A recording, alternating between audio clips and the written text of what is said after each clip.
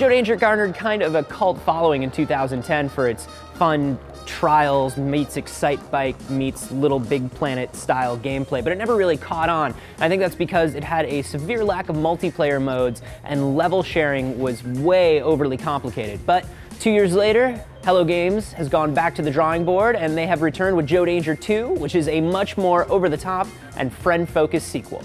So the idea behind this one is that Joe is now a movie stuntman, which lets Hello Games make everything 1,000% more insane, so you can ride minecarts, jetpacks, and even unicycles across a ton of movie-themed worlds, dodging obstacles, doing insane stunts, setting record times.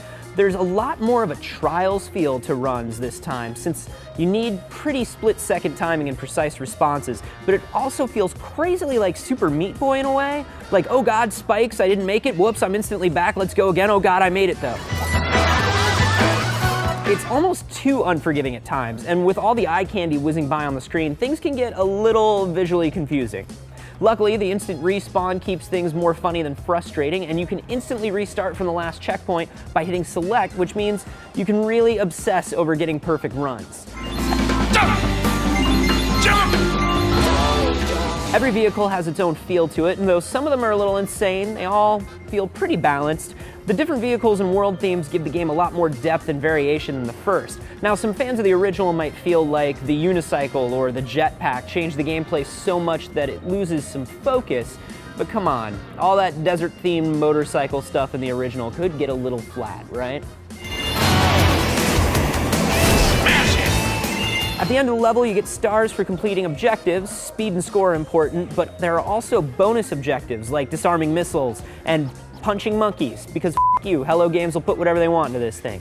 You also get leaderboards to see how you did compared to the rest of the world, and through this, I have learned that most of the world is made up of insanely perfect robots.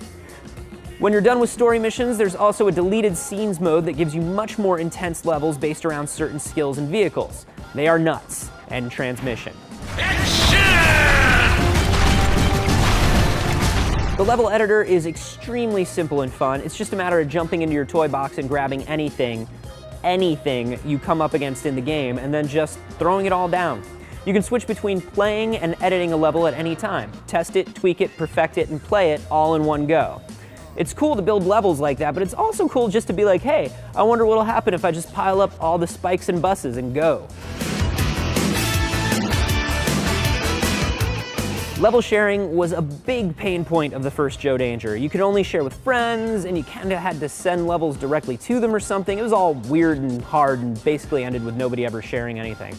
Joe Danger 2 fixes all of that by going with a much more simple level directory inspired by Little Big Planet or sound shapes. It's now easy to find and sort levels by rating, friends, types of vehicles. All of a sudden, it's fun to use. It definitely feels like the missing piece the first one needed to catch on. Multiplayer was also sorely lacking in the first game. You basically had two-player split screen. Now you've got a Trials Evolution-inspired 4-player mode that scores players tokens for tricks, picking up bonuses, crashing the least, finishing first, punching other players in the face. And because Joe Danger has that easy to pick up but impossible to do perfectly thing going for it, it's a great group game for just about anybody remotely interested in sitting down and holding a controller. Joe Danger 2, the movie, is just what I wanted. It's funny and frustrating and precise and silly, and most importantly, full of functional improvements over the first. It sometimes gets a little lost in its own over-the-top style, but it's forgivable for everything else about it that is wonderful. If you're a fan of Trials, twitchy arcade-style gaming, or fast-paced platformers, you're gonna love this one. I say buy it.